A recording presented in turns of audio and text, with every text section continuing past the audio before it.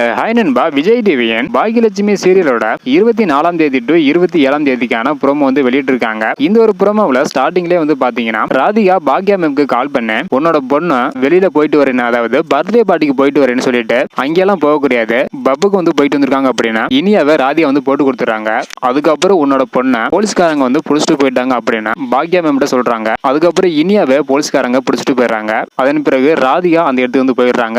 அதன் பிறகு போலீஸ்காரங்க கிட்ட பொண்ணுங்களை அரெஸ்ட் பண்ணி போலீஸ் ஸ்டேஷனுக்கு கூட்டி போனா பொண்ணுங்களோட லைஃப் ஸ்பாயில் ஆயிரும், அதனால போலீஸ் ஸ்டேஷனுக்கு எல்லாம் கூட்டி போகாதீங்க அப்படின்னு ராதிகா போலீஸ்காரங்க சொல்லிட்டு இருக்காங்க.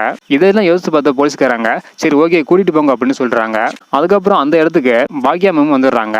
ஸோ ராதிகா வந்து பாத்தீங்கன்னா பாக்யா மேம் கிட்ட நான் நினைச்சிருந்தா என்ன வேணா பண்ணிருக்கலாம், ஆனா நான் எதுவுமே பண்ணல, இனியாவே அரெஸ்ட் பண்ணாத அளவுக்கு நான் வந்து பேசி சமாளிச்சுட்டேன் அப்படின்னு சொல்றாங்க.